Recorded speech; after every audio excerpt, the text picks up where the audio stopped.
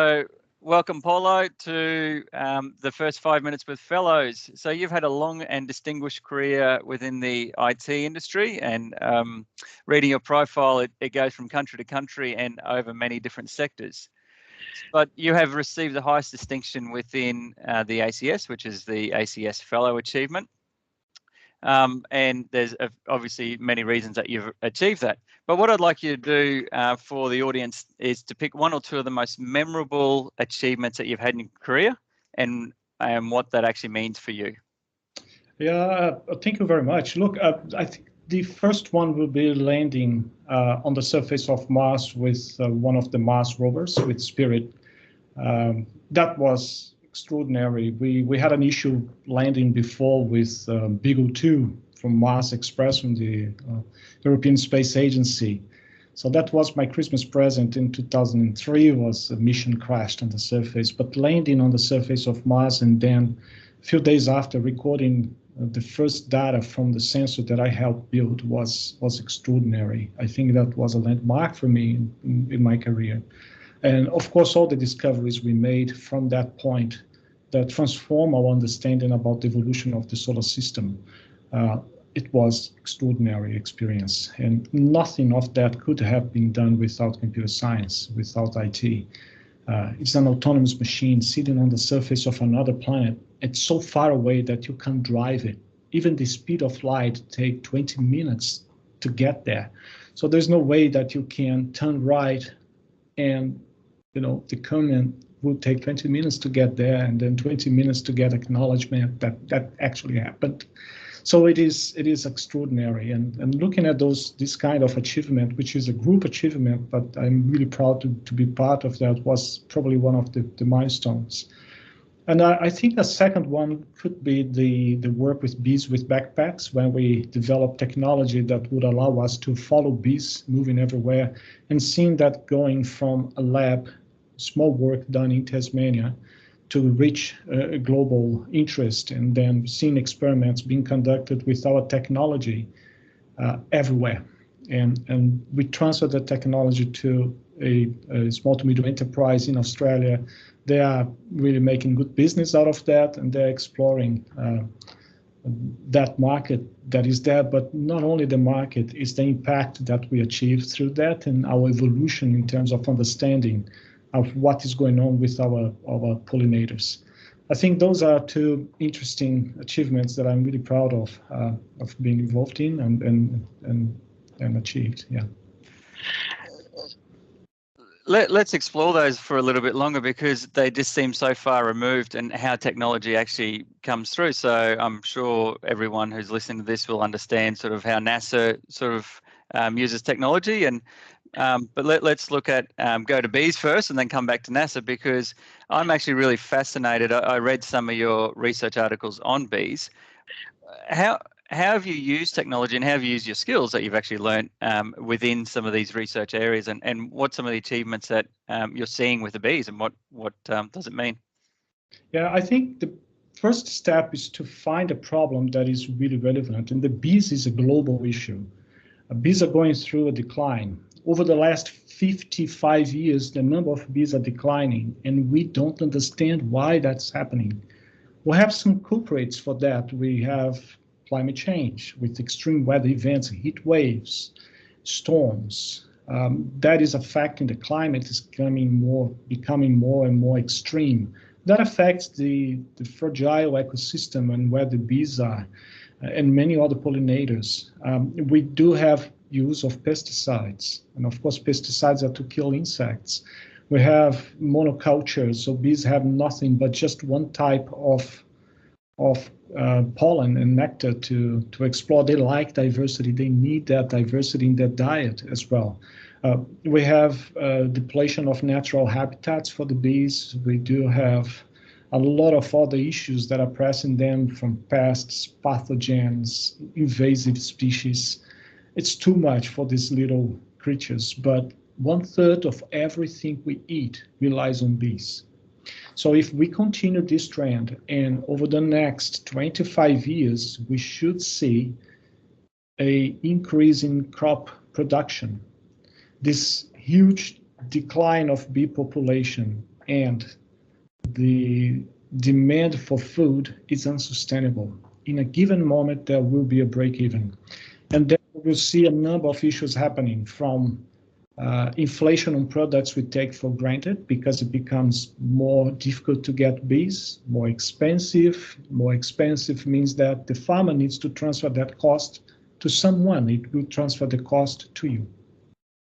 So are you willing to pay $100 for a bag of apples? You may afford that, but that will have a huge impact into human health. So you see where this problem goes, and we have to do something about it. But decline of bees is a complex issue, and there is no way that we can solve that within the current trend of the current technology. So we need to develop new technologies that will allow us to understand better, expose bees to different problems and different stressors. And what we did is to develop a tiny microchip. We attached to the bees. We have a number of bees within a hive with those, and then we follow the movements as they leave the hive, they stay outside, they come back, stay some time inside watching TV, they go outside again, come back. It's too cold, they don't go out, they stay. So we start relating stress factors with the presence of pesticides or exposure to pests, pathogens, or anything that is happening to the population, and we follow that with comparing that with healthy hives and see how those stress factors are impacting them.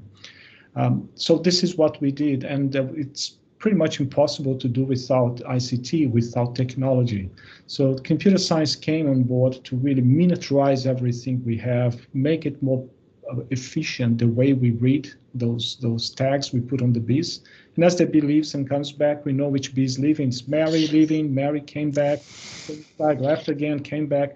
And then we relate that with the stress factors, and we start learning more and more about what happened to the bees. So you actually started the Smart Cities project with bees earlier than people are doing smart cities. Say Internet of Stinks, probably. The Bees with Backpack project. Yes, exactly. It looks like a backpack. It weighs about a third of what a honeybee can carry. There are bees that are smaller, then we use the smaller sensors. There are bees that are bigger, and we can use the same. So it's pretty much like a backpack. So before we jump back to NASA and jump back to Griffith, how did you get involved in this? We started the project by really looking at issues from the impact of mining operations. There was a company in Brazil looking for assessing the impact that they have into Amazon when they have the operations. They were really concerned about seeing how they would be able to measure effectively the impact mining operations will have in species in the surrounding forest. And this is where we came in, and we developed a technology that it's a microsensor that allow us to follow that. We have different types of technology we use, from generating energy from bee movements, so we power the sensor, and then we have an active device as well. Or we have passive devices just harvesting energy from antennas. It's quite fascinating. Yeah, that's how we started. And from there, we see the value for beekeepers, for entomologists, for ecologists,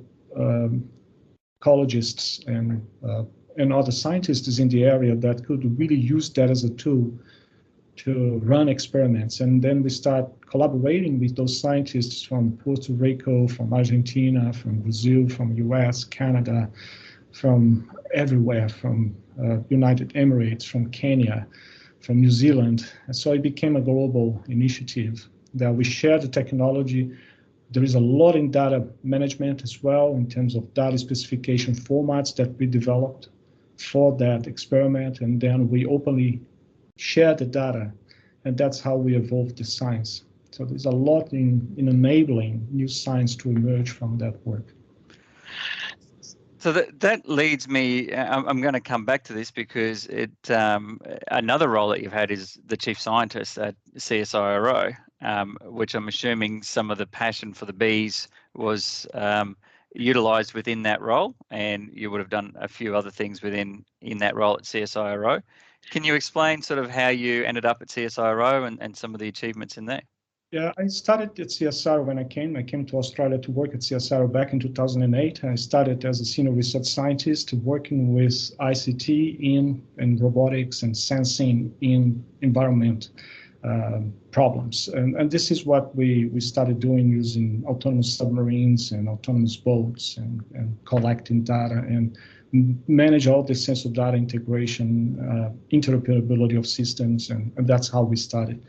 And naturally evolved in my career there from senior research scientist to principal research scientist, and end up to a chief research scientist, which was my last role, which is a privilege in a way. It's a wonderful organization.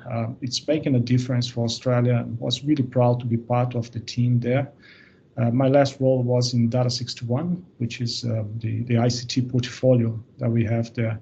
And at that position, you have an opportunity to influence and support many other early career researchers to do more with their time and to achieve great things. So this is really was an awesome tenure at CSIRO, almost 12 years there. Look, obviously, the career that you've had, you're actually shaping the future. So you're shaping the future within industries. You're coming in and you're using the influence that you actually have and the projects that you have to change. I mean, it's the Beau project is a fascinating sort of example of that. Just to jump back into what you did at NASA, you spent 17 years at NASA. You're an icon within that space industry that's here. What are you doing now with what you did back in 17 years at NASA? How are you bringing that back into Australia, and what are you doing? Well, today at Griffith, for example, we work with Gilmore Space Technology, which is a rocket company here that is rocking the place at Gold Coast. And we're designing not only parts of the rocket with them, but also we're developing a new satellite. So we designed a G-SAT class, as we call it. You can use G for Griffith or for Gilmore. But it's a 60 by 60 by 60 cube. So it's pretty large. It's about the size of a mini bar. And you can make two Gs if you put one on top of the other. So you're going to have 1.2 meters tall satellite, or you can have three, depending on which payloads you want to have. And this is being manufactured here at Griffith with adapt in terms of the frames, with additive printing. A lot of design goes into that work. And then all the electronics and payloads integration, all the work is done as well within Griffith and with Gilmore. And we're going to have the first launch of our demonstrator in June next year in 2022. And then in January 2023, we're going to have a full working satellite being launched as well here from Queensland. I mean, that's exciting. That is something to mark in the calendar, and we'll all be there watching it, because it'll be the first time I think most of us will see a satellite be launched and launched live. So you've had such a distinguished career, and later in life, where you are now, you've actually decided to go and be the head of School of Information Communication Technology at Griffith University. What's it like to actually go back in and see the next generation coming through? That is what brought me to Griffith, I think, and to university in general, is that opportunity to bring the new on board. We don't have that much connection. We do have some, and I supervised PhD students before being at CSIRO, but it's not my main role. It's something we do extra. It's something that we love to do, but we are not really expected to do it. Right here is quite different. And when you talk to a student and you talk about projects and possibilities and what you can do with computer science and how pervasive computer science can be in our society and push the economy to the next level, and they can be part of that. They can be the enablers of that future. You can see in the eyes that there's a different type of light in the eyes. They see that, yeah, that's the career that I chose, and that's the career that is right for me. It's full of possibilities. It doesn't matter which field you want to work. It might be medicine, logistics, mining, anywhere, banking. You will need ICT. Could be in space technologies, and could be in environmental sciences, in agriculture, just name it. It's everywhere. The world economy is the ICT economy. So it is great to bring that and form trendsetters, people that will be establishing and leading this game from now on. So as the leader and as a great advocate for our industry, how do we convince more kids to take up the profession? How do we get more people involved? Well, one example, we are assembling CubeSats, these small satellites, with school kids. So this is what we are starting. We will select 6 schools from Southeast Queensland to come to our lab and to do it because they can. They don't need to do anything else, but need just some supervision, some advice. They are great, programmers. They can write codes probably better than I do. And just give them the possibility and empower them to do it. And that is giving them that opportunity, that taste of what they can do with their career. And we're going to launch those satellites with Gilmore, those CubeSats that were designed and put together. Of course, we take care of the electronics and the more complex side, but all the integration and make things work, calibrating sensors, everything we're going to do with those year 9 to year 11 kids. And this is how we inspire them, is to say, you are welcome, you can make things happen. There are great things in building Legos and those ready robots to go, but I believe that there is a chance for us to do something more exciting. I think every time that you have gone into a different career, and it seems that you've changed career and courses a few times, you're leaving a legacy behind. So Griffith will be one of those, but also the schools and everything else that you're actually doing. It is very exciting. You would have been given advice over your career, over the long and distinguished career that you've had. Is there any pieces of advice or from different people that people have given you that you could share that really changed your course? Yeah, I think there are 2 that I can remember. One was from Professor Garg, who was my honor supervisor in Brazil. He's an Indian in Brazil. And he told me that I was in a way, the context is that I was really impressed by the dedication and the time commitment that he has towards me as a student. And he said, you have to understand, you are my student. And for you, you are just like my son. And if my son is not better than me, I would have failed as a father. If my student is not better than me, I would have failed as a professor. I carry that with me when I come to the school and I see the students, and I have that commitment towards them to be better than I am, because otherwise I would have failed as a professor and as head of the school. So I want them to shine, to do greater things that I have done. If what I did can inspire them a little bit, awesome, but I want them to succeed. And that is commitment towards the future. That is one thing that is really marking. And the other one came from Jim Peacock. He was a chief scientist at CSIRO and a close friend. He told me, raise the bar all the time. Don't sell yourself and your time to little things. Look at the impact you can achieve, and you can achieve great things. Just raise it. Go after big challenges. And who knows, maybe you will achieve them. Maybe one day you will land something on the surface of Mars. Maybe one day you will be able to monitor bees in real time in the Amazon. Whatever it is, whatever is your dream, you can achieve. If I have done, you can. But I think that raise the bar is something that we are too comfortable. And we have to be comfortable in being uncomfortable.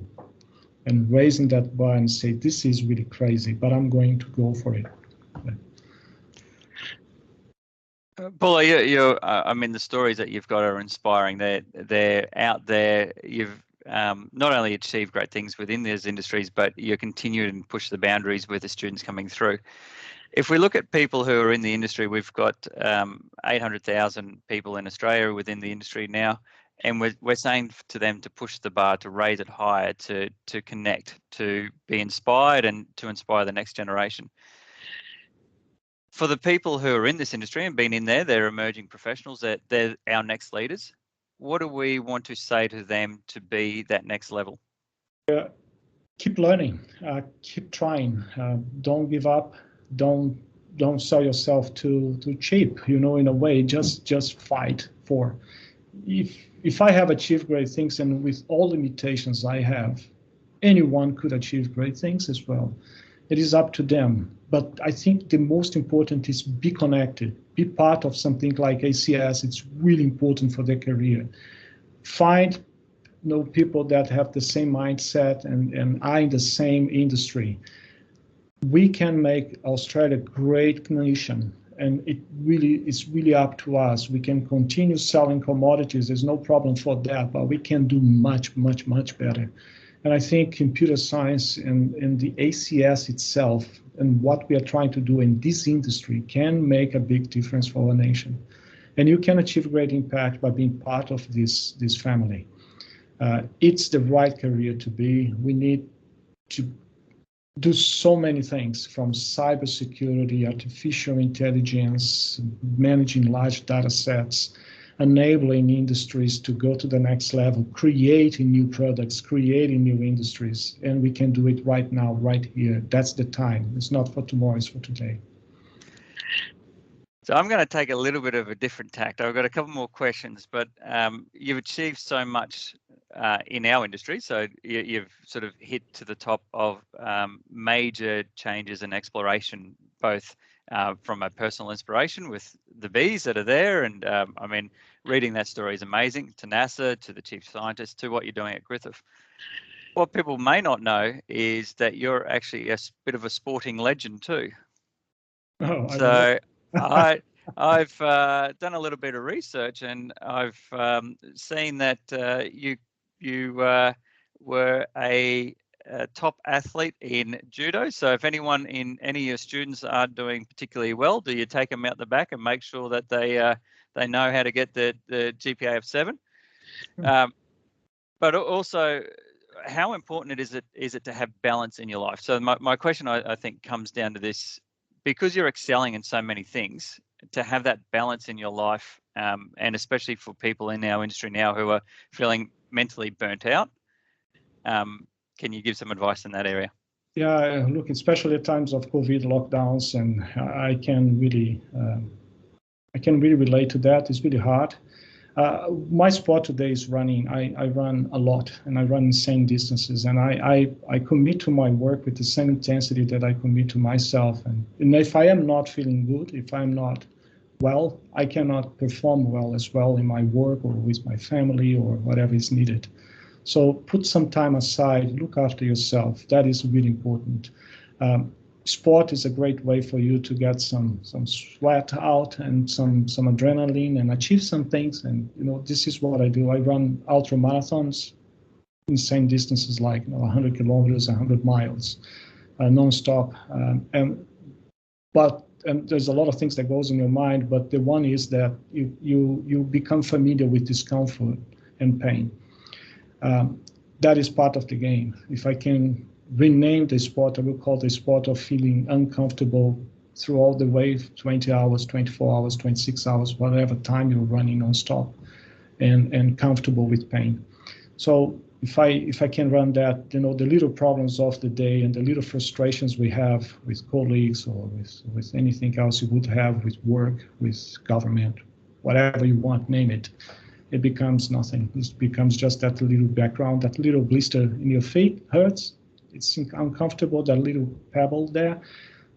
Don't worry about it. Just keep going. You have something greater to achieve. So that is, there is a purpose in doing that. So I think I bring a lot of lessons from sport to my professional life and for my daily work. Sport is important for sure. So I'm going to finish on one last question, which is wraps this up. You've lived in a lot of countries. You've moved around a fair bit.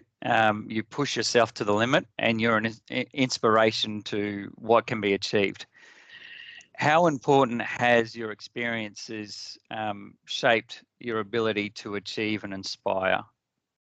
I think, I don't know about inspiring. I try to do my work as best as I can. That's all. And I see that there is a need for mentorship, for coaching, and with younger. There's no difference. And I tell this to my students or to young staff at the school or when I was at CSIRO or in companies where I worked before. The only difference between us is the age. I am older. That's all. Nothing else. You can be at my age doing much, much better than I am. Don't think that I am a great person. It's just because I was born before. I have a chance to be in this game longer than you. That's all. That's probably on that side. Now, It's hard. It's hard to answer that question. I think what gave me living in so many places in the US or in Brazil, studied in Germany where I did my PhD, working in France, working in Australia, traveling the world for work. It's awareness of the value of diversity and how important it is to acknowledge values and costumes and way that people work. And that gave me a lot of awareness when I speak to people, when I know from where they came from, where they lived. I know how they think, I know how they feel, the way we speak, the way we work. And I think that is important, that whenever we had a chance to travel again, but try to put yourself in somebody else's shoes that is just across the screen talking to you, or it's across the table trying to make a deal, or a colleague that is struggling, and you would see that, you know, everybody should be treated with respect, and everybody should feel comfortable to contribute. And you only will achieve diversity, which is not just gender, it's everything else, if everyone feels comfortable. And the moment that we don't need to stop about gender, that we don't have to talk about gender diversity or any other diversities, because then we achieved the point that we don't mind about it anymore, because everybody's welcome. You know, we should think everyone has a life, has a background and a whole story behind them, and they are working because they want to achieve something. They love the work they do, and at times, for pure ignorance, they are at times harassed, bullied. We should not allow that to happen. So I think traveling that much and going from so many different places allow me to appreciate culture diversity, religion diversity, and how people work in a different way. So I think that is an asset that I bring with me everywhere I go, and I try to put that in practice every day. There's a lot sort of to summarize for the last, it was going to be a 5 minutes with a fellow. We've ended up being 30 minutes. It's there is a lot that's in there that everyone who can listen to this can unpack. But one of the areas that I want to put out there in the time that we've got COVID at the moment and being resilient, taking opportunities, how can the ACS or an organisation like the ACS support everyone and all its members? And how important is that where we're going in the future for our young professionals? So if each one, and I did that to the school where I am, each one of us can talk to a friend that is not a member of ACS and invite them to come. It's one first step. Why they should be members? Look, there's so many courses available. If you're in lockdown and you have some extra time that you don't need to travel, how about developing yourself to the next level? How about preparing an application for a fellowship for a friend? How about attending some of the virtual webinars we have, or some of the events that we are able to organize? Engage with your industry. Be aware, read the digital pulse report that is released regularly by ACS with this wonderful collaboration with Deloitte. This is insightful. This is a source of information that you can put into action right now and help your business, your industry to move to the next level, to succeed. Talk to your friends, and ACS is here for that. It is a wonderful organization, and I think that is, if we can grow, just inviting somebody else to join.